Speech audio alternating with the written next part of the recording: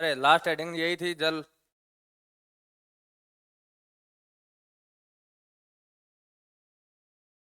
हाँ रे। पृथ्वी के ऊपर कितनी परसेंट जल है? 75%। और मानव के शरीर में उसके कुल द्रव्यमान कितना परसेंट जल होता है? 70%। अब देखो, तो जल चक्कर होता है, जल चक्कर को पूरा करने के लिए सबसे दो विधियां सबसे कौन सी होती हैं? अरे पहला, संघनन एंड वाष्पीकरण। ये दो विधियां होंगी जो जल चक्र को क्या करेंगे रे, पूरा करेंगे। ठीक है। इसके अलावा यदि आपको जल का सबसे शुद्धतम रूप प्राप्त करना हो रहे तो आप कहां से प्राप्त करोगे? आपको ऑप्शन देता हूं इस क्वेश्चन के लिए, रुको। क्वेश्चन है कि जल का शुद्धतम रूप आपको कहां से प्राप्त होता है। ऑप्शन है आपके लिए, पहला,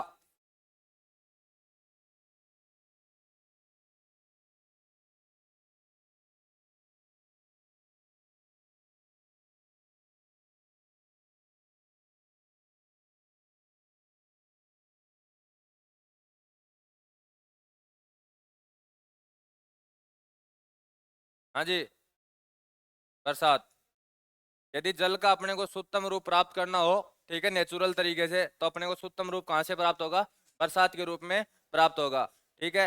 इसके अलावा यदि जल में जीवाणु हैं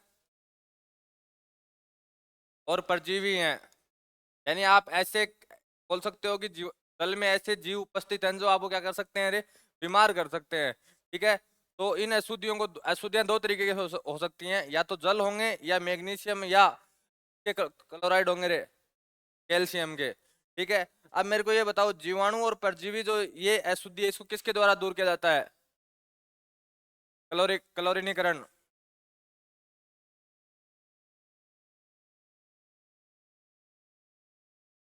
कभी कभी आप देखो, अपने यहाँ नल में पानी आता है तो व्हाइट कलर का आता है, थोड़ा बहुत ऊपर से आता है ना, तो उसमें क्या, कौन सी विधि उपयोग में ली जाती है रे? क्लोरीकरण। क्या होता है कि ऐसा, यदि आपको ऐसा लगता है कि उसमें काई बैठ गई है या उसमें परजीवी ज्यादा है या जीवाणु की मात्रा क्या है रे, ज्यादा है, तो उसमें क्या कर, कौन सी विधि अप्लाई कर दी जाती है? क्लोरीनीकरण विधि अप्लाई कर दी जाती है। अब देखो रे, जल में दो तरीके की अशुद्धि पाई जाती है। एक पाई जाती है अस्थाई, टेम्परेरी बेस पे। एक पाई जाती है स्थाई। दोनों में तत्व फिक्स है, एक कैल्शियम, दूसरा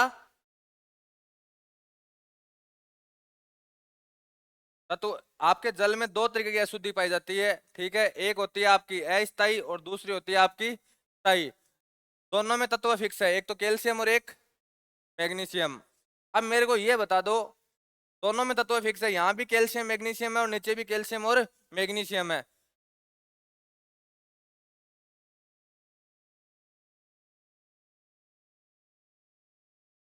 हाँ, यहाँ भी कैल्शियम मैग्नीशियम है, यहाँ भी कौन सा आपका कैल्शियम मैग्नीशियम है।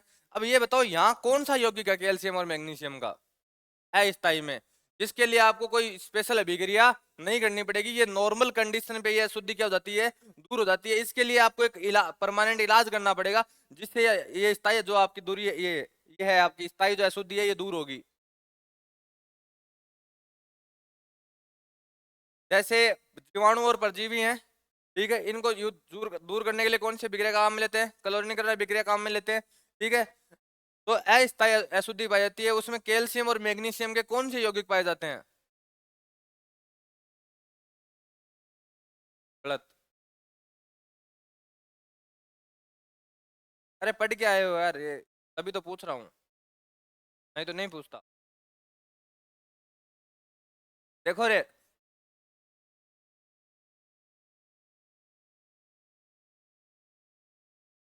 तो कैल्शियम और मैग्नीशियम के बाई कार्बोनेट होते हैं, वो कौन सी अशुद्धि बनाते हैं? अस्थाई। ठीक है। और जो कैल्शियम और मैग्नीशियम के सल्फेट होते हैं, वो कौन सी अशुद्धि बनाते हैं? अरे स्थायी अशुद्धि। इसको दूर करने के लिए कोई आपको स्पेशल अभिक्रिया नहीं है, लेकिन स्थायी जो अशुद्धि है कैल्शियम और मैग्नीशियम के जो सल्फेट है, इसको दूर करने के लिए आपको उसमें कैल्शियम कार्बोनेट से अभिक्रिया करवानी पड़ेगी उसकी। जो ही आप कैल्शियम कार्बोनेट से अभिक्रिया करवाओगे तो ये जो सल्फर है, ये गैस के रूप में और CO2 गैस के रूप में क्या निकल जाएंगे, बाहर निकल जाएंगे। ठीक है। दूसरा, यदि, ध्यान रखना, यदि 60 ml तक, 1 लीटर के ऊपर बात कर रहा हूँ, 1 लीटर के ऊपर जो इंटरनेशनल डेटा है उस हिसाब से बता रहा हूं आपको। यदि 60 ml तक कार्बोनेट या बाइकार्बोनेट की मात्रा जल में पाई जाती है वो शुद्ध रूप है रे, यहाँ तक वो अशुद्धि रूप नहीं माना जाएगा। इससे ऊपर यदि 60 ml से, ये पर लीटर है, 1 लीटर की बात की जा रही है, 1 लीटर में यदि 60 ml तक की मात्रा है तब तक आपको कोई दिक्कत नहीं है। लेकिन इससे ऊपर यदि मात्रा बढ़ी तब अपने को क्या हो जाती है रे, दिक्कत शुरू होती है। तब ध्यान रखना ये पथरी के लिए मेन कारण बन जाते हैं फिर अंदर जाके, ठीक है। तो यदि आपको शुद्धतम रूप की मात्रा पूछ ले कि यदि कैल्शियम कार्बोनेट या कैल्शियम बाइकार्बोनेट या मैग्नीशियम बाइकार्बोनेट की न्यूनतम मात्रा, जिससे यदि उससे ऊपर हुई तो अपने बीमार होने होने हैं, ठीक है। न्यूनतम नहीं, अधिकतम मात्रा। न्यूनतम तो कितनी भी हो सकती है, हो या नहीं हो वो भी न्यूनतम रहेगी, लेकिन मैक्सिमम मात्रा कितनी हो सकती है, 60 ml। 60 ml से ऊपर नहीं होनी चाहिए। अब देखो ये आपके यहाँ से ये 3 क्वेश्चन आते हैं। पहला, जीवाणु और परजीवी के लिए कौन से अभिक्रिया काम में लेते हैं, क्लोरीनीकरण अभिक्रिया काम में लेते हैं, ठीक है। जल में 2 तरीके की अशुद्धियां पाई जाती हैं, कौन कौन सी, अस्थायी और स्थायी। स्थायी अस्थायी अशुद्धि में कौन से यौगिक होते हैं, बाइकार्बोनेट। आपको ये पूछ सकता है किसके होते हैं, कैल्शियम और मैग्नीशियम के। आपको डायरेक्ट पूछ सकता है कौन से यौगिक होते हैं, बाइकार्बोनेट, ठीक है। इसके अलावा आपको स्थायी कौन सी होती है, आपकी सल्फेट। किसके सल्फेट, कैल्शियम और मैग्नीशियम के सल्फेट, ठीक है। दूसरा, जल का शुद्धतम रूप कहां से प्राप्त होता है अपने को, बरसात से। अब मेरे को एक क्वेश्चन बताओ, मैं आपको लिखवा के आ गया हूँ, लिखवाया नहीं होगा तो मैंने बताया जरूर आपको जब मैंने भारी पानी पढ़ाया है, ठीक है, कि D2O का निर्माण करना हो तो मेरे को कौन सी अभिक्रिया अप्लाई करनी पड़ेगी।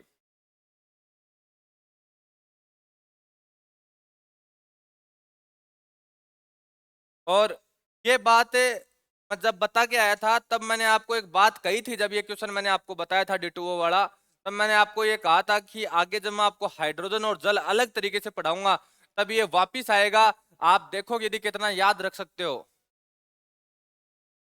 हाँ देखो रे, D2O होता है ना, D2O का निर्माण तो अपना नॉर्मल जल होता है, उस नॉर्मल जल में आप लगातार विद्युत का क्या करते हो, प्रवाह करते हो। कुछ समय तक लगातार यदि विद्युत का प्रवाह कर रहे हो कंटिन्यूस, है ना, तो आपको किसकी प्राप्ति हो जाएगी, D2O की प्राप्ति हो जाएगी। याद है ये बात मैंने आपको बताई थी। यदि मेरे को D2O बनाना हो तो फिर मैंने आपको इसका अनुसंधान केंद्र भी बताया था कि भारत में D2O का निर्माण एक ही जगह किया जाता है जिसको ऑथेंटिक्स है, किसको, बाबा अनुसंधान केंद्र को, ठीक है। याद आई ये बात, ठीक है। मेरी बताई हुई बात है आपको, तो मैं इसीलिए बता के बातें चलता हूँ कि जब आपके सामने दोबारा आए तो आपको ये लगा कि एक बार तो सुननी भी है, दोबारा दूसरी बार हमने इसको सुन लिया है, ठीक है। तो लिखो पहला पॉइंट, ये 2 पॉइंट तो लिखे हुए हैं, ये 2 ही लिखे हुए हैं ना, या 3 लिखे हुए हैं। एक तो ये 75% वाला लिखा हुआ है, एक 70% वाला, अगला कौन सा था तीसरा, यह रंगहीन वाष्पशील द्रव्य ये लिखा हुआ है, ठीक है। तो लिखो अगला पॉइंट, जल का शुद्धतम रूप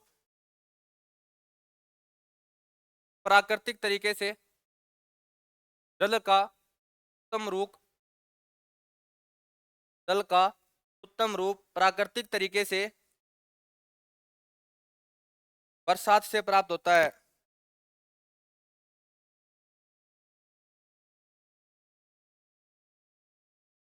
जल का उत्तम रूप प्राकृतिक तरीके से बरसात से प्राप्त होता है। एक बात और है, यदि ये बरसात ऑप्शन में नहीं हो, यहाँ बरसात को मैं खा गया, मैंने यहाँ समुद्र लिख दिया और ऑप्शन ये किए हैं, तब क्या करोगे। मैं इसको खा गया हूँ, ठीक है, यहाँ ये ऑप्शन में नहीं है, मैंने इसकी जगह क्या लिख दिया है, समुद्र लिख दिया है, सी लिख दिया है। अब आप आंसर बताओ।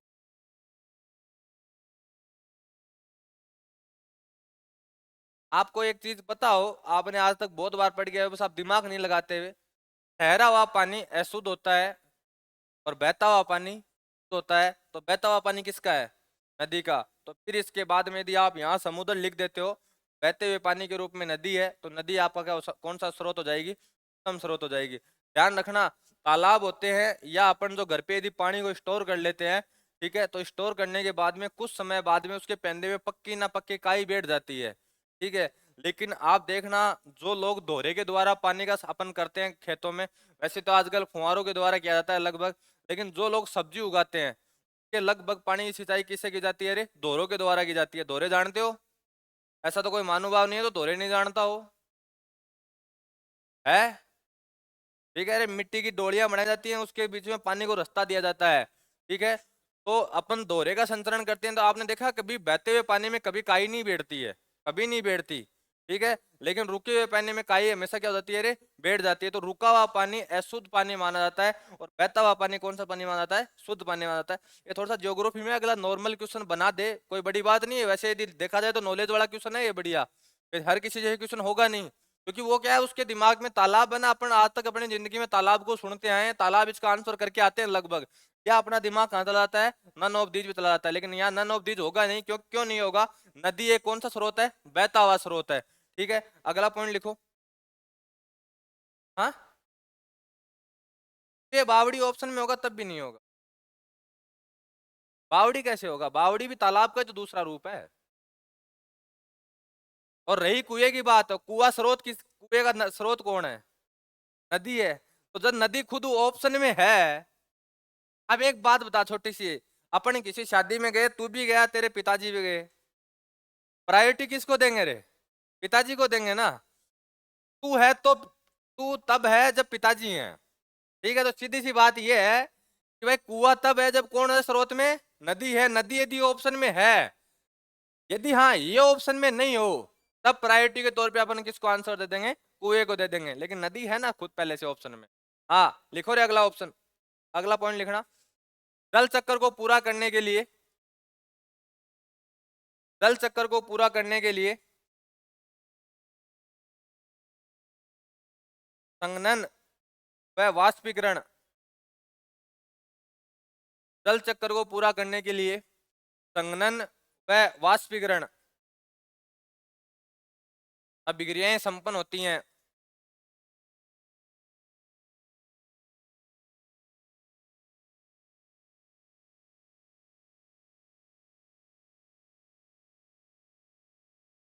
अगला पॉइंट,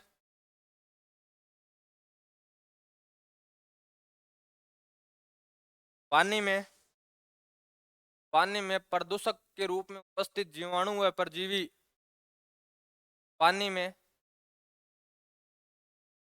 प्रदूषक के रूप में उपस्थित जीवाणु या परजीवी को दूर करने के लिए, पानी में प्रदूषक के रूप में उपस्थित जीवाणु या परजीवी को दूर करने के लिए क्लोरीनीकरण अभिक्रिया की जाती है। पानी में प्रदूषक के रूप में उपस्थित जीवाणु या परजीवी को दूर करने के लिए क्लोरीनीकरण अभिक्रिया की जाती है। अरे तो जीवाणु तो सारे जानते हो, जीवाणु की खोज किसने की थी पहले?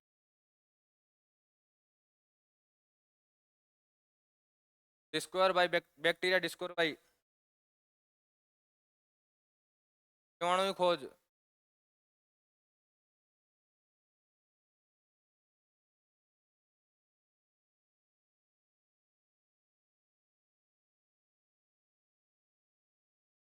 Leeuwenhoek, Leeuwenhoek. लिवेनहॉक का एक कार्य और बता दो, कौन सी सेल? मरेडी, लिविंग सेल। लिविंग सेल को देखने वाला ये प्रथम वैज्ञानिक था। मर्द सेल को देखने वाला प्रथम वैज्ञानिक कौन था? Robert Hooke. तो ये ध्यान रखना, जो माइक्रोबायोलॉजी है, माइक्रो का अर्थ हो गया छोटा, बायोलॉजी जीव विज्ञान यानी सूक्ष्म जीव विज्ञान, जिसमें कौन आते हैं, जीवाणु और परजीवी, विषाणु, कवक।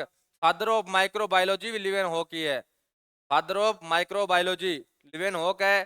फादर आपका बैक्टीरिया डिस्कवर करने वाला भी कौन है? लिवेन हॉक है। जीवित कोशिका को देखने वाला भी कौन है? लिवेन हॉक है। दूसरा एक बात और बताओ, परजीवी क्या कहते हैं? परजीवी तो दूसरे पे क्या होते हैं रे? निर्भर होते हैं। ठीक है, चाहे किसी भी तरीके से दूसरे पे निर्भर रहे रे। देखो दो तरीके की आश्रित होता है, या तो अपने को जीवन यापन करने के लिए, भोजन के लिए वो आश्रित रहते हैं।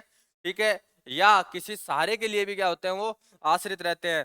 तो यदि कोई जीव दूसरे जीव पर, जरूरी नहीं है जीव पे ही हो रे, ठीक है, ये ध्यान रखना। जैसे बेल नहीं होती, बेल, ठीक है, अपन बेल को ऊपर सहारा देने के लिए उसके कोई लकड़ी वकड़ी लगा देते हैं, या कोई दीवार के सहारा दे देते हैं, तो वो भी उसके लिए किसका कार्य कर रही है रे? परजीवी के कार्य कर रही है। तो यदि किसी भी डिपेंड, भोजन के लिए या सहारे के लिए यदि कोई जीव कि दूसरे जीव या किसी दूसरी भौतिक वस्तु के ऊपर निर्भर है, तो वो कौन सा जीव कहलाएगा रे?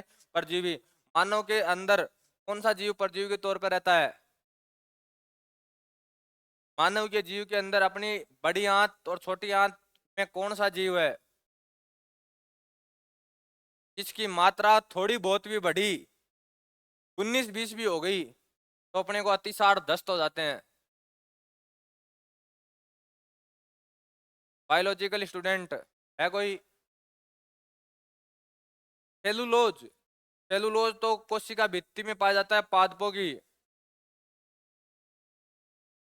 पादपों की कोशिका भित्ति किसकी बनी होती है रे?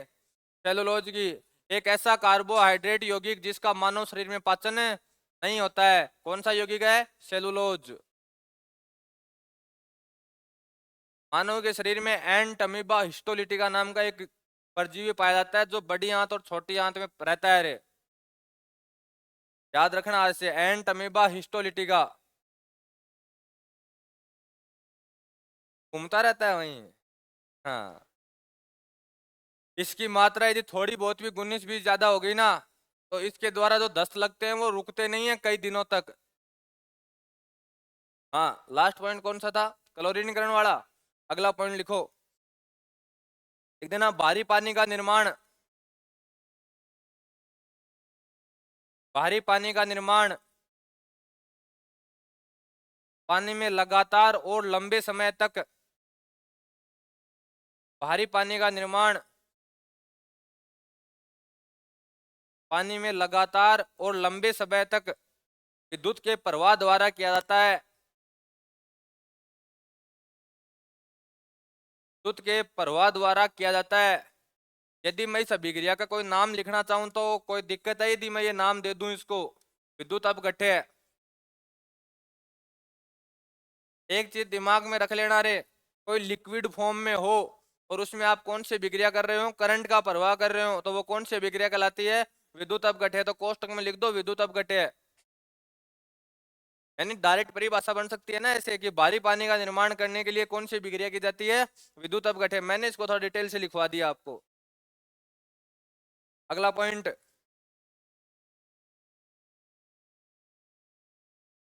देखो, कठोर जल में धात्विक घटक। कठोर जल में धात्विक घटक कौन कौन से हो गए रे? कैल्शियम,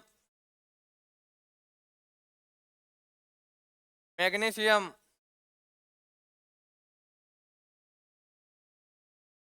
वह लोहा होते हैं। कठोर जल में धात्विक घटक कैल्शियम, मैग्नीशियम व लोहा होते हैं। ये बहुत कम होता है रे, नाम मात्र होता है, नगण्य मात्र लोहा। अगला पॉइंट, मेरे को एक बात बताओ रे, कठोर जल साबुन के साथ झाग देगा या कम कम देगा, ज्यादा देगा? कम देगा। ठीक है, तो लिखो कठोर जल साबुन के साथ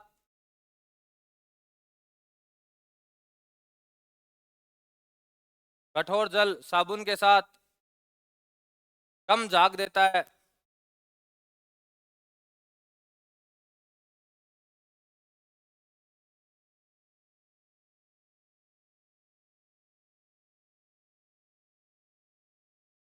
अगली हेडिंग लगाओ, मृत्यु जल सॉफ्ट।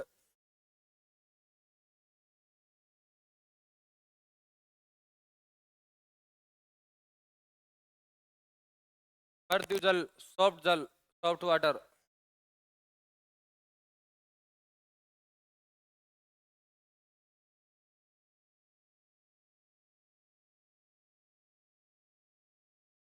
तो अगला पॉइंट इसमें लिखो, पहला पॉइंट, वह जल जो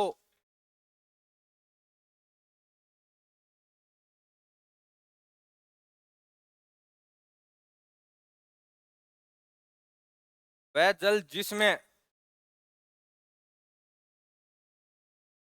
वह जल जिसमें साबुन आसानी से घुल जाता है। वह जल जिसमें साबुन आसानी से घुल जाता है।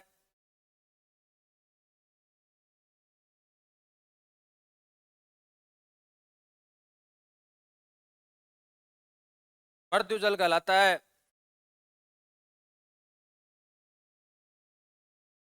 मृत्यु जल कहलाता है। अगला पॉइंट लिखो, जल में कठोरता का कारण।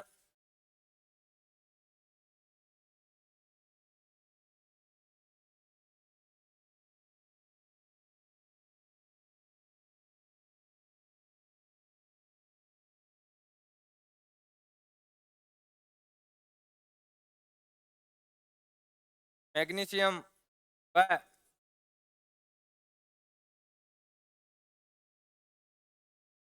कैल्शियम के लवण की उपस्थिति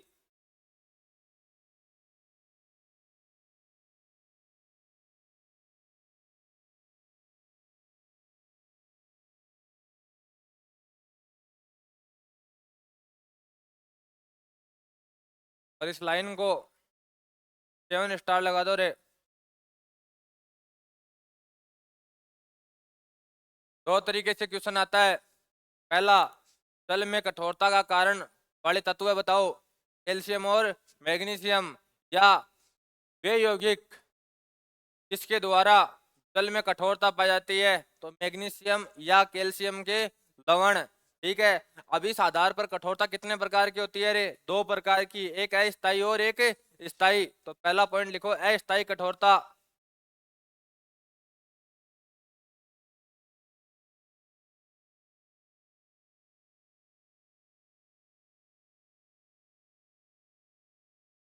अस्थायी कठोरता। तुम लोगों के फायदे के लिए मैं डेली वाली क्लास यूट्यूब पे डालने लग गया हूँ। पहले आपको एक ऐप से लेनी पड़ती थी, जहाँ आपको बार बार फोन करने पड़ते थे। अब डेली की डेली अपलोड करने लग गया हूँ मैं। ठीक है, पहले वाली नहीं डलेंगी। अब जो केमिस्ट्री आपसे रेगुलर चल रही है ना, हाइड्रोजन वाले से, इससे पहले वाली हैं 2-3, यदि उनमें से कोई मेरे को लगी सुटेबल तो मैं डाल दूंगा। ठीक है, बाकी आपको रेगुलर आपकी यूट्यूब पे आपको क्लास मिल जाएगी शाम तक। मेरे को जब भी टाइम मिलेगा मैं अपलोड कर। हाँ, अस्थायी कठोरता में लिखो रे, कैल्शियम व मैग्नीशियम के कार्बोनेट की उपस्थिति। कैल्शियम व मैग्नीशियम के कार्बोनेट की उपस्थिति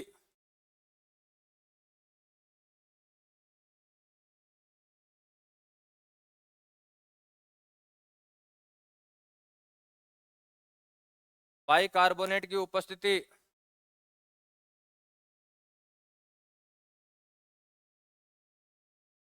इसी कारण इस अशुद्धि को, अरे अशुद्धि नहीं, इसी कारण इस कठोरता को, इसी कारण इस कठोरता को कार्बोनेट कठोरता कहते हैं। इसी कारण इस कठोरता को कार्बोनेट कठोरता कहते हैं। और सेकंड लिख दो, स्थायी कठोरता।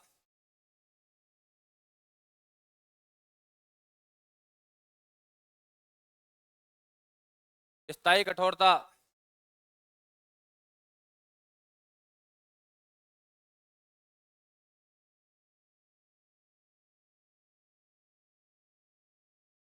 लिख देना, कैल्शियम व मैग्नीशियम के सल्फेट व क्लोराइड, क्लोराइड एक कोष्टक में लिख दो रे, नगण्य।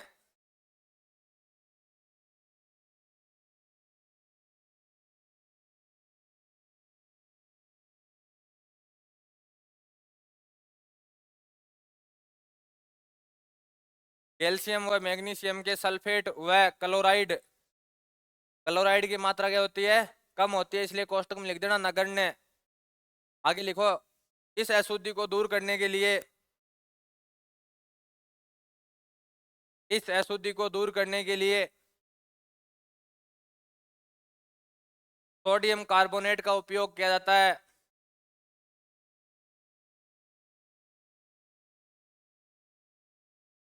इस अशुद्धि को दूर करने के लिए सोडियम कार्बोनेट, फॉर्मूला बताया कोई?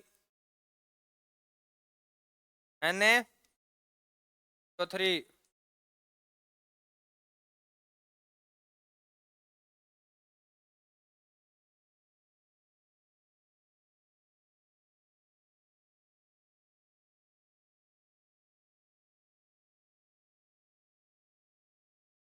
और ये किसका है? Sodium bicarbonate. ये बात आपको एक ट्रिक बताई हुई है ना, कि जब भी ये बीच में अकेला हाइड्रोजन आ जाए ना, तो वहां किस शब्द का प्रयोग करोगे? बाई। ठीक है, और यदि ये नहीं आए तो आपको जो कार्बन वाले आते हैं, जितने भी CO2 CO, यदि ये आते हैं तो कार्बोनेट, SO2 SO3 ये आते हैं तो सल्फेट। यदि O अकेला आता है, ऑक्सीजन अकेला आता है, उसके साथ हाइड्रोजन नहीं आता है, तो कौन से हो जाएंगे? ऑक्साइड। और यदि हाइड्रोजन साथ में आता है तो कौन से हो जाएंगे रे? हाइड्रोक्साइड। ये शॉर्ट ट्रिक याद रखा करो कि हाँ ये अकेला आ रहा है या नहीं आ रहा। हाँ, अगला पॉइंट नोट लगाओ रे एक।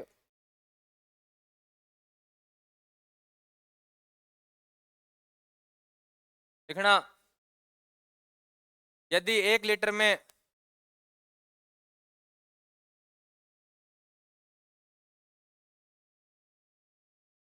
यदि 1 लीटर में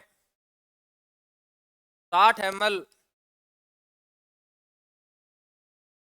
यदि 1 लीटर में 60 ml कैल्शियम कार्बोनेट की मात्रा पाई जाती है,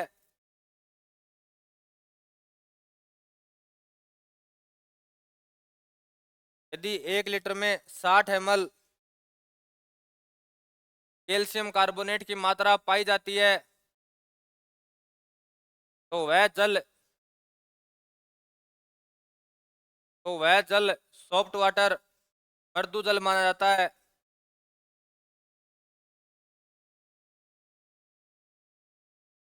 यदि 1 लीटर जल में 60 ml कैल्शियम कार्बोनेट की मात्रा पाई जाती है, तो वह जल सॉफ्ट वाटर, मृदु जल माना जाता है। एक क्वेश्चन लिखो रे।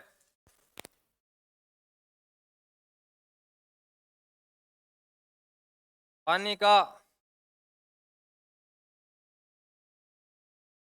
मृदुकरण क्या है?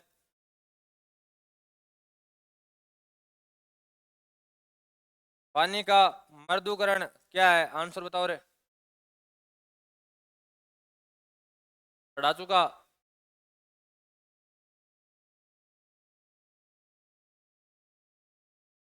पढ़ा चुका और अभी बढ़ाया हूं। ये 4-5 मिनट में रामायण कहानी गाई है ना, इसके आंसर निकालना है आपको।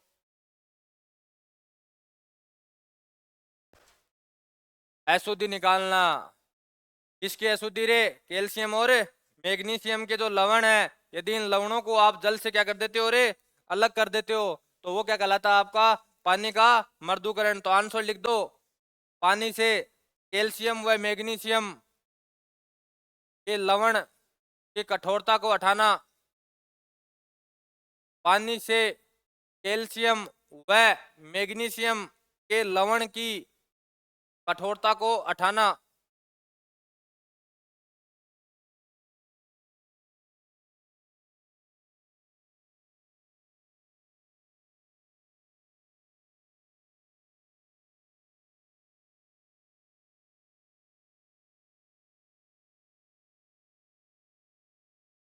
हाँ, अब देखो रे,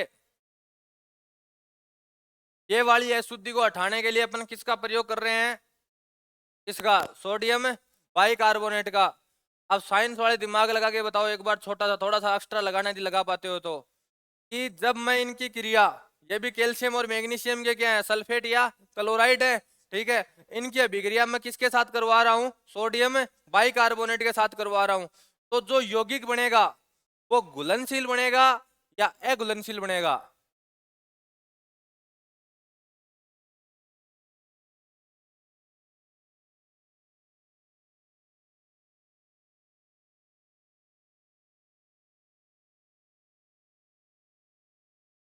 अरे तुम लोग दिमाग लगाते नहीं हो थोड़ा बहुत भी।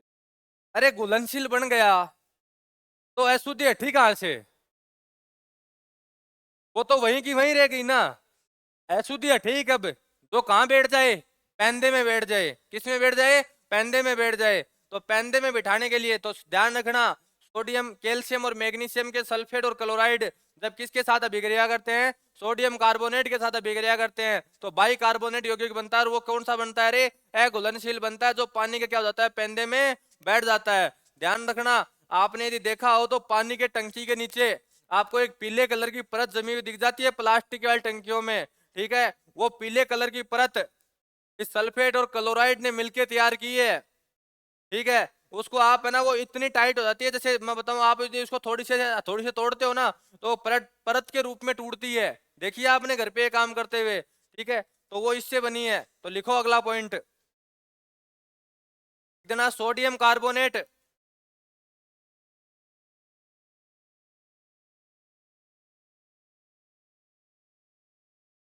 सोडियम कार्बोनेट कैल्शियम और मैग्नीशियम के लवण को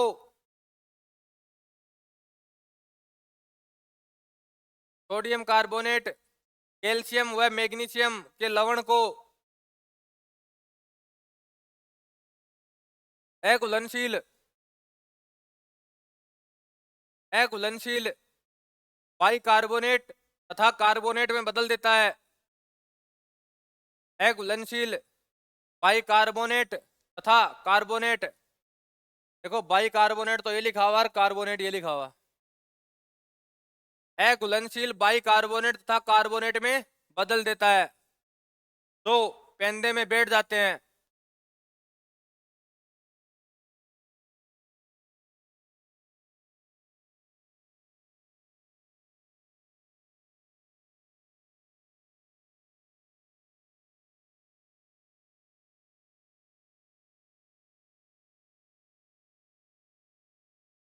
नोट लगाओ रे।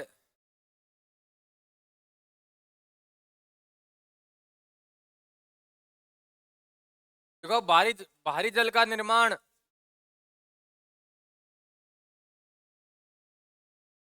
भारी जल का निर्माण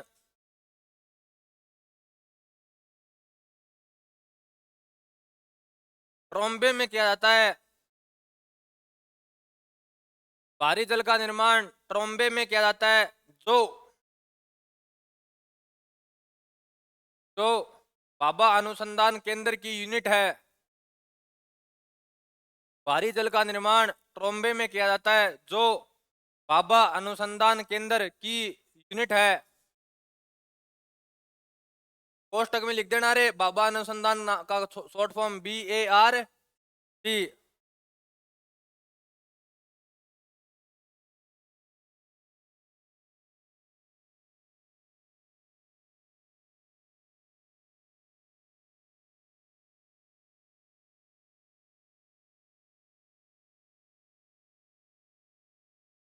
स्पेशल नोट,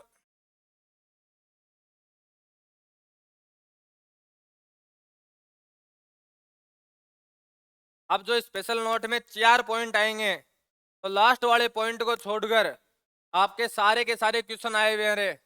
पहला लिखो, लिख देना अमोनियम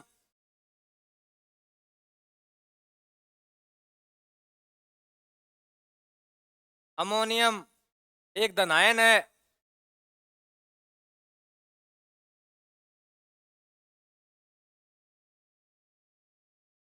अमोनियम एक धनायन है। अगला सेकंड पॉइंट, एथिलीन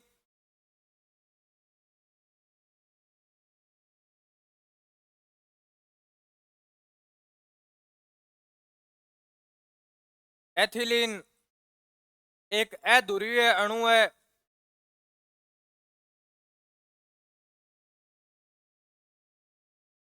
एथिलीन एक अध्रुवीय अणु है।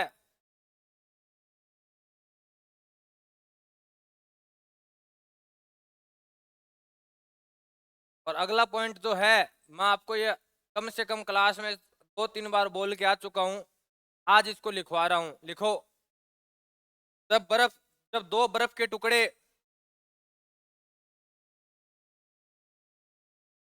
जब दो बर्फ के टुकड़े एक दूसरे के ऊपर रखे जाते हैं,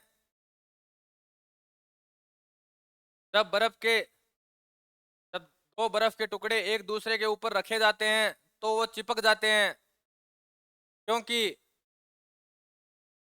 तो वे चिपक जाते हैं क्योंकि उनके मध्य कौन सा बंध बनेगा रे? हाइड्रोजन बॉन्ड, H बॉन्ड बन जाता है।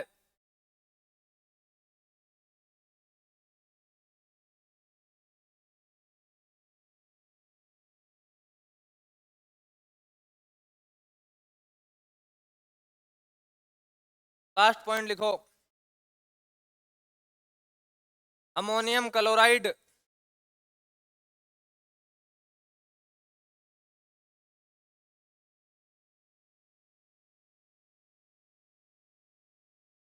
अमोनियम क्लोराइड में सहसंयोजक, आपके पूरे लेसन में सिर्फ ये दो नाम आपको परेशान करेंगे आज बस। ये आपको बताऊं कब समझ में आएंगे, जब मैं आपको बॉन्ड पढ़ाऊंगा, रासायनिक बंध पढ़ाऊंगा, तब समझ में आ जाएंगे। अमोनियम क्लोराइड में सहसंयोजक तथा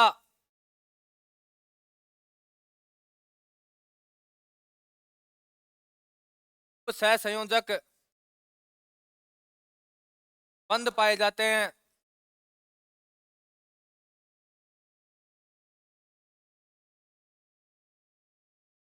अमोनियम क्लोराइड में सहसंयोजक तथा उप सहसंयोजक बंध पाए जाते हैं। वैसे तो एक बात हूं, मैं इनको समझा चुका हूं आपको कैसे।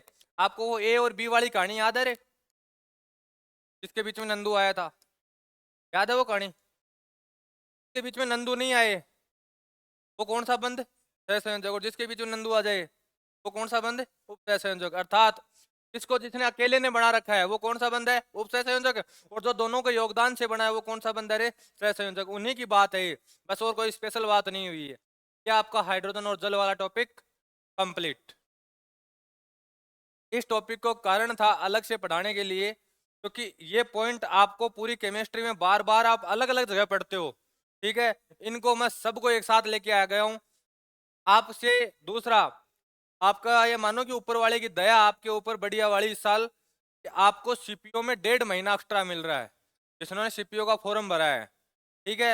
ये मानो कि ये 1.5 महीना आपके लिए गोल्डन पीरियड है। आपकी प्रत्येक एग्जाम लगभग 1 महीने क्या चली गई है? आगे चली गई है। फेज 12 की भी चली गई है, ठीक है। केतसल की भी चली गई है, जिसका कल नोटिफिकेशन आया था, ठीक है। दूसरा सीपीओ की भी चली गई है। मेरे हिसाब से आपने ये 3 ही फॉर्म भरोगे आप।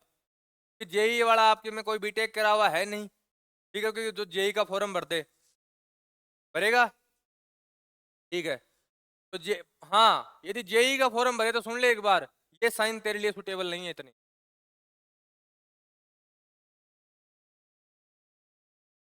अरे रुको, एक दूसरे का मोटिवेशन डाउन मत किया करो, ठीक है। पहला काम, थोड़ी सी साइंस अपने को क्या पढ़नी पड़ेगी, थोड़ी सी लेवल की पढ़नी पड़ेगी। जैसे फिजिक्स में तो बताऊँ क्या करना पड़ेगा। फिजिक्स के कॉन्सेप्ट मैं सारे पढ़ा के आया हूँ, उनके जो न्यूमेरिकल है ना वो तेरे को करने पड़ेंगे। जहाँ मैंने लगभग तो न्यूमेरिकल जो इनके काम के थे वो तो करवा दिए, कुछ पॉइंटों के न्यूमेरिकल मैं छोड़ के आ गया था, वो न्यूमेरिकल तेरे को करने ही करने पड़ेंगे। फिजिक्स तेरी कवर हो जाएगी, केमिस्ट्री लगभग मैं कवर कर दूंगा। केमिस्ट्री का जो मैं लेवल लेके चल रहा हूँ ना, वो आपके लिए तो लिमिट से ज्यादा है, ठीक है। तो अब यदि कोई कसर रह भी जाएगी ना थोड़ी बहुत, तो आगे वाला जो टॉपिक स्टार्ट करेंगे ना, आवर्त सारणी के ब्लॉक व उनके तत्व है, ठीक है, उनमें सारी कसर पूरी हो जाएगी। क्योंकि उसमें इतना लिखवाऊंगा कि यदि कोई बाहर से कहीं से क्वेश्चन बन ही नहीं सकता है, उसकी टेंशन तो आप छोड़ दो।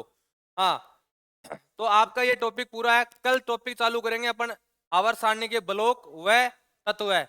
अब एक बात सुन लो मेरी, तुम लोगों को चाहे याद हो या ना हो, तुम लोग कल आने से पहले क्लास में आवर्त सारणी जो मैंने पढ़ाई है वो, एक परमाणु संरचना, ये दो टॉपिक पढ़ के आओगे।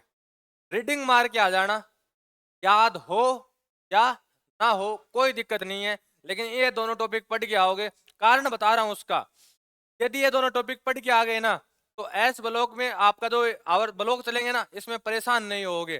दूसरा, एक चीज ध्यान रखना ब्लॉक में पढ़ते समय, अरे ओए क्या हो गया, ब्लॉकों को पढ़ते समय एक चीज ध्यान रखना, गलती से रटने की कोशिश मत कर देना। नहीं, ये मान लेना एस ब्लॉक की बात तो जाएगी, एस ब्लॉक का जो पहला आवर्ग है उसकी बात जाएगी सेकंड की, सेकंड में सेकंड की बात आ जाएगी फर्स्ट में।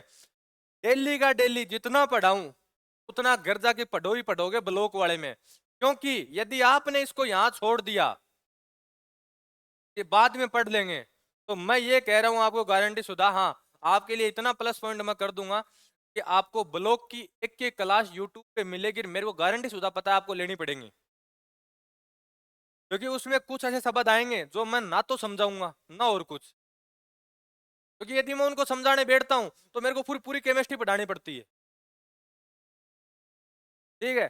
तो ये चीज आप ध्यान रख के चलोगे, पहले बता रहा हूं। दूसरा, मैं यूट्यूब पे क्लास डाल ही इसलिए रहा हूं कि कुछ महानुभाव रेगुलर नहीं आते। मैंने कल यूट्यूब की क्लास डालने के बाद में नीचे लिखा ही यही था, जो देवता नहीं आए हैं वो क्लास ले लें, और कोई मेरा मोटिव नहीं है उसमें, ठीक है। तो ये चीज ध्यान रखो, क्लास ले लो चाहे सब्सक्राइब करो ना करो, अपने को उससे कोई लेना देना नहीं है, ठीक है। अपने आप अपनी क्लास ले लिया करो बस। तुम लोगों में से यदि 5 का भी नंबर आ गया ना तो मेरे को ये होगा कि हाँ मैंने जो मेहनत की थी ना मेरी सक्सेस हो गई, और होगा मेरे को कोई उससे कोई ध्यान नहीं है। अब मैं 5 क्यों बोल रहा हूँ, मैं 5 इसलिए बोल रहा हूँ, मेरे को पढ़ने के लक्षण ही 5 में गलती से दिखते हैं, बाकी पढ़ते ही नहीं हो। अब तक मेरी गारंटी शुदा बात है आपको। देखो एक चीज और बता देता हूँ आपको, आज क्लियर आज दिमाग में बिठा लेना, आपका यदि सिलेक्शन यदि कोई सब्जेक्ट करवाएगा तो वो जीके और जीएस ही है। क्योंकि जितनी तुम लोगों को इंग्लिश आती है ना, तो कुछ लोग है ना इस बेल्ट वाले, पी एमपी, दिल्ली, हरियाणा, हरियाणा वालों को छोड़ दो, दिल्ली, तमिलनाडु, इस साउथ वाले बेल्ट वाले, इतनी इंग्लिश तो वो 8वीं तक सीख लेते हैं जितने तुम लोगों ने आज तक सीख, ठीक है। तो अपन कुछ जगह जहाँ पिछड़ रहे हैं उनकी जीके जीएस बढ़िया नहीं मिलेगी आपको कभी भी। जीके जीएस में आपको सिर्फ तीन स्टेट के बंदे मिलेंगे सबसे बेहतरीन, बिहार, यूपी और राजस्थान। के अलावा जीके जीएस का बंदा नहीं मिलेगा आपको कि जिसकी जीएस स्ट्रांग हो। आप कभी भी उठा के देख लेना कि तो ये एक तरीके से जो सेंटर पॉइंट आता है ना दिल्ली वाला, जिस ये सेंटर पॉइंट के आसपास ही है दिल्ली के सारे, राजस्थान भी यहीं पे है, आपका यूपी भी यहीं पे है, बिहार, इनके स्टेट के लड़के ही आईएएस के लगभग टॉपर होते हैं, ऊपर वाले टॉप 15 के। क्योंकि इनकी जो जीके जीएस होती है ना उससे खतरनाक जीके जीएस किसी की नहीं होती। आप राजस्थान की हिस्ट्री पढ़ लो, आपको इंडिया की हिस्ट्री 70% तो राजस्थान की हिस्ट्री में कंप्लीट हो जाती है। युद्ध सारे लड़े ही किसने हैं, राजस्थान वालों ने, राजस्थान वालों ने युद्ध लड़े हैं लगभग सारे। यदि पात थोड़े बहुत बचोगे तो आप कर्नाटक में जाके मराठा वाले पढ़ लोगे, एक दो तो वो मैसूर वाले अटैक हैं वो हैं, इसके अलावा मराठा वाले हैं, और कौन से अटैक पढ़ते हो तुम लोग, और कोई से है ही नहीं। तो हर चीज का एक तरीका है, उस तरीके से चलो। अभी भी आपके जो सीपीओ वाले जो एग्जाम देते हैं 1.5 महीना है, 1.5 महीने में आपको इतना मैटर तैयार करना है। आपकी स्टेटिक्स की मैंने गारंटी ली थी, आपका पहला पार्ट आ गया है, आप पहला पार्ट पढ़ो, लगभग आपके 3 या 4 दिन में सेकंड पार्ट और डाल दूंगा, जिसमें सेकंड पार्ट में क्या क्या आएगा आपको अभी बता देता हूँ। अब तक कितने भी कार्यभार पे कोई व्यक्ति बैठा है, चाहे वो किसी बोर्ड का हो, ठीक है, कोई मंत्री है, कोई दूसरा और कोई विभाग है उसका है, इसके अलावा जितने भी अपने भारत में अनुसंधान केंद्र नहीं बने हुए, का बेड का कहीं जो भी बने हुए हैं, इस सारों की एक साथ लिस्ट, ठीक है, कब बना है, कहाँ पे स्थापित है, इसके अलावा जितने भी अंतर्राष्ट्रीय संगठन है जितने भी, ठीक है, वो सारे के सारे अंतर्राष्ट्रीय संगठन क्या आपके लिए सारे के सारे आ जाएंगे। और जहां तक बैंकों की सूची जहां तक आ जाएगी, ठीक है, तो ये आपका स्टैटिक का पार्ट का सेकंड पोर्शन आपके लिए आ जाएगा। मैं एक पोर्शन इसमें खाऊंगा, कारण है उसका योजना वाला, क्योंकि योजना है ना, योजना योजना यदि मैं अब लिखवाता हूं तो अब नई सरकार आएगी, जो ही नई सरकार आएगी तो कुछ ना कुछ योजनाओं पे क्या होते हैं, प्रभावित होती हैं तुरंत की तुरंत, चाहे बीजेपी वापस आए लेकिन योजनाएं प्रभावित होती हैं। उनको आज लिख लें और वापस दोबारा लिखाना पड़े तो कोई मतलब नहीं है, ठीक है। पॉलिटी के आपको मैंने डाल ही दिए। अब आपके सीपीओ में जो 50 क्वेश्चन आते हैं, तो जहां ध्यान रखना, आपके 6-7 क्वेश्चन तो साइंस ले जाएगी, 4-5 क्वेश्चन कौन ले जाएगा, आपका पॉलिटी ले जाएगी, 4-5 क्वेश्चन आपकी इकोनॉमिक्स ले जाएगी, ठीक है, 4-5 क्वेश्चन ज्योग्राफी, 4-5 क्वेश्चन आपकी हिस्ट्री ले जाएगी, ठीक है। इसके अलावा आपकी थोड़ी सी ध्यान रखना, वर्ल्ड ज्योग्राफी और वर्ल्ड हिस्ट्री नहीं आती है, आपके ज्योग्राफी आती है। कि आपको कई बार ये पूछ लेते हैं कि विश्व में यहाँ की कौन सी चोटी है या इस महाद्वीप की कौन सी है, कुछ कई बार एक डेटा आ जाता है, वो वाली स्टैटिक जीके कम से कम 7 से 8 क्वेश्चन। बाकी जो पोर्शन बच गया वो आएगा करंट का, यानी करंट के क्वेश्चन मानो आप 11 से 12, ये आपके करंट के क्वेश्चन रहेंगे रहेंगे। और करंट मेरे हिसाब से तुम लोगों में से कोई पढ़ नहीं रहा है। लोगों ने मैंने आज तक जो करंट ग्रुप में डालता हूँ वो लिखे हैं, ऐसा कौन है जिसने मैं रेगुलर से जहां से करंट डाल रहा हूँ वो वहां से लिख आज तक लिख रखे हैं? यदि जिसने लिख रखे हैं उनके लिए तो प्लस पॉइंट है, नहीं लिख रखे क्योंकि मैंने डेली के डेली 10 क्वेश्चन डाले हैं, तो शायद अपन जनवरी से डालना शुरू किए थे, 28-29 जनवरी के आसपास से, फरवरी से। तो अपने पास फरवरी गया है, मार्च गया है, अप्रैल, ठीक है, मई, और 15 जून तक का आपका पेपर, 15 जून नहीं, पेपर आपका कब का है? 27, 28, 29 का है ना, तो आपका करंट आएगा 20 जून तक का। ऑनलाइन पेपर है तो प्रिंट करने में इतनी दिक्कत है नहीं आती, क्वेश्चन अपडेट ही करने पड़ते हैं ऑनलाइन वाले में। तो अगला आपको 20 तक का करंट पूछेगा ही पूछेगा। तो आपको जो अभी चुनाव चल रहे हैं, ये चुनाव कितने चरणों में संपन्न हो रहा है, कौन से चरण में कहाँ कहाँ क्या है, ठीक है, तो ये डिटेल भी याद रखना। ये डिटेल आपके वहाँ क्वेश्चन के तौर पे आ सकती है कि चुनाव की गणना किस तारीख को हुई, प्रथम चरण कब संपन्न हुआ, प्रथम चरण में कौन शामिल थे, कौन शामिल नहीं थे, ठीक है। अब देखो सबसे बड़ी बात, चुनाव चल रहे हैं तो चुनाव चल रहे हैं तो चुनाव करवाता कौन है? निर्वाचन आयोग करवाता है। निर्वाचन आयोग के दोनों उपायुक्त अभी बदले हैं, ठीक है। मुख्य आयुक्त कौन है? ठीक है, निर्वाचन आयोग आता कौन से अनुच्छेद में है? ये क्वेश्चन आपके लिए अब सर्वोपरि है। प्रधानमंत्री, मंत्री परिषद, क्योंकि मंत्री परिषद दोबारा बनेगी, प्रधानमंत्री, ये डेटा अभी करंट का चल रहा है, तो आपके लिए पॉलिटिकल यहाँ से क्वेश्चन आ सकते हैं। ये चीज आपको ये पता होनी चाहिए कि वर्तमान में कौन सी घटनाएं चल रही हैं, कौन सी नहीं चल रही। हाँ, क्या पूछना चाहता है तू? पहला प्रधानमंत्री कार्यवाहक है जवाहरलाल नेहरू है। है। है। अरे उसके बताने से क्या होता है? उसके बताने से कुछ नहीं होता। नेता, नेता बिना पेंदे का लोटा होता है। वो अपनी बात से कब मुकर जाए वो किसी को नहीं पता। अबे दूर छोड़ो ना, आजकल नेता, देखो मैं बताऊं, पहले तो एक शब्द नहीं था, आजकल शब्द है कि नेता कभी भी केजरीवाल बन जाता है। अरे सुप्रीम कोर्ट केजरीवाल बन जाता है, और की तो बात ही छोड़ो। केजरीवाल का समझते हो? वह जो बात बोली थी वो शाम को उससे मुकर गया कि मैंने नहीं बोली, लाइव चल रही है, रिकॉर्डिंग है ना, बोले मैंने तो बोली नहीं ये बात है। इतना कॉन्फिडेंस उस आदमी में, वो केजरीवाल हो सकता है। तो ये नेता छोड़ो कि ऐसे नेता बहुत हैं। एक ही तो आप जैसे नाम ले रहे हो वैसे बहुत है, संबित पात्रा रहा, इनका कोई मतलब नहीं है। बस ध्यान रखो, यदि देखो आज की चुनावी जो कंडीशन है, जो राजनीति की फिलहाल कंडीशन है, उसके हिसाब से आपको एक चीज सीखनी चाहिए, एक चीज सिखाती है आपको। तो जितना बेहतरीन प्रवक्ता है वो चुनाव जीतेगा।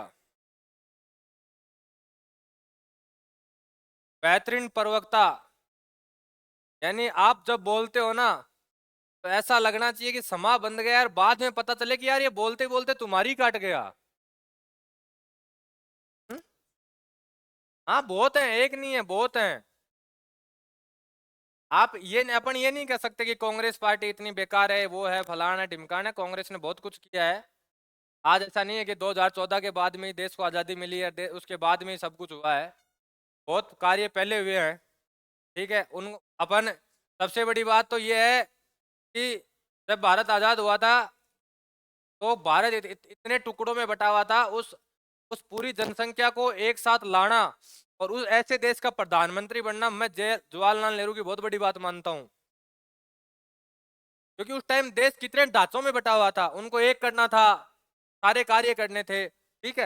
हाँ, आप अपने पद पे रहते हो, अपने से भी जिंदगी में कुछ फैसले गलत लिए जा सकते हैं, लेकिन वो बात है, कहावत है ना कि आपकी जिंदगी की सारी अच्छाइयां एक गलत फैसले के द्वारा समाप्त कर दी जाती हैं। आप जिंदगी में 100 अच्छे काम करो, आपके द्वारा एक गलती हो जाएगी ना, आपको पूरा परिवार ये कह देगा कि यार तूने ये क्या कर दिया। तो आपकी बढ़िया से बढ़िया तारीफ कर रहे थे ना, वो भी मुकर जाएंगे, बोले ना यार ये है ही ऐसा।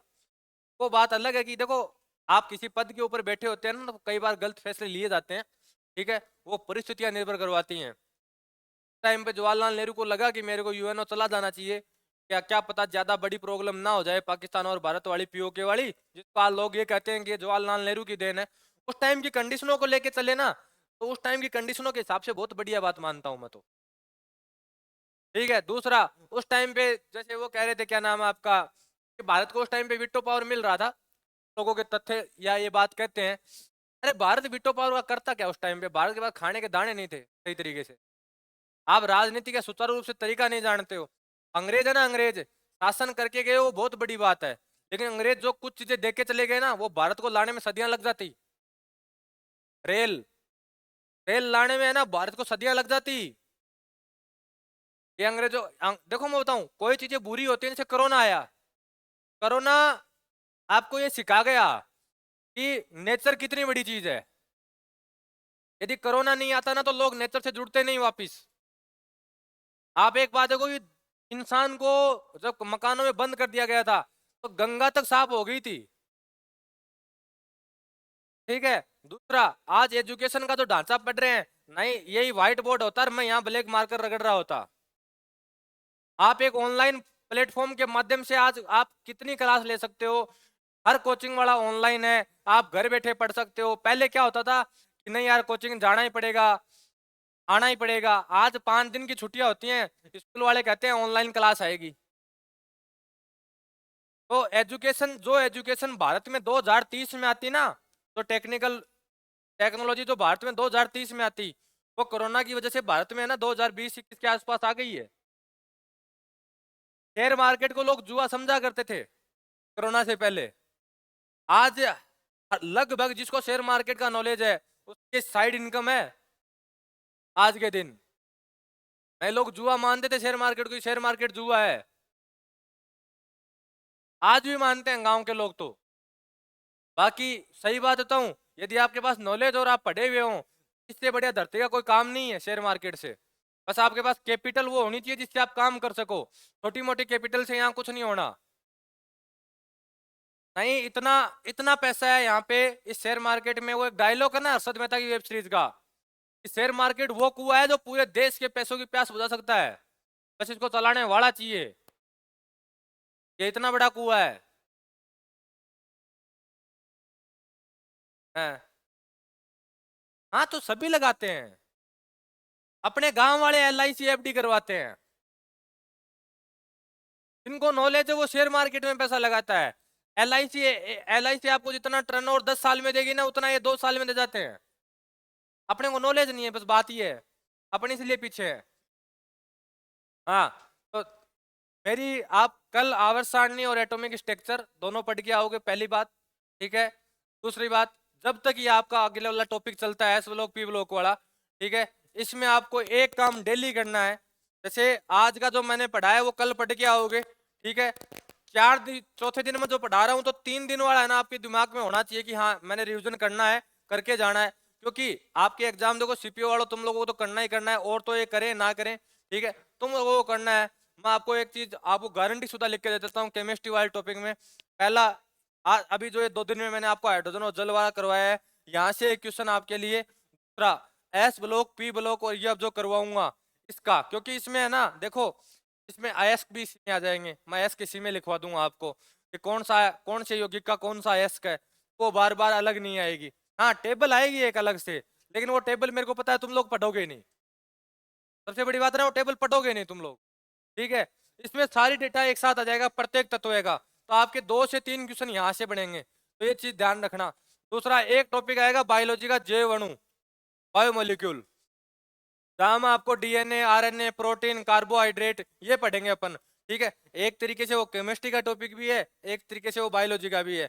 अब आपके मैडम ने आपको करवाया कि नहीं करवाया, मेरे को उससे लेना देना नहीं है। मैं उसको यहाँ पूरा करवाऊंगा आपको एक बार वापिस। ठीक है। तो ये 2-3 टॉपिक हैं जो आपको केमिस्ट्री में बचा के रखेंगे, ये चीज आपको पहले बता देता हूँ। दूसरा, जो ही केमिस्ट्री पूरी होगी, तो मैं आपका पहला टॉपिक स्टार्ट करूंगा बायोलॉजी वाला। कौन सा? डिजीज। सारी डिजीज अपन एक साथ पढ़ेंगे। अब मेरे को ये नॉलेज नहीं है कि आपको मैडम ने कौन सी डिजीज लिखवा दी, कौन सी नहीं लिखवाई हुई। बैक्टीरिया की लिखाई है, नहीं लिखाई, परजीवी की लिखाई है, नहीं लिखवाई, फंगस की लिखाई है, नहीं लिखवाई, वायरस की।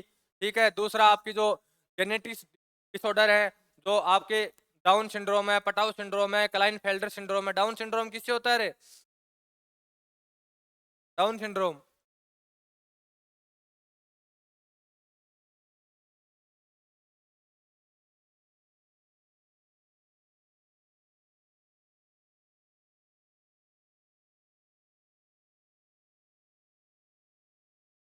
ठीक है, बाकी बात करेंगे कल।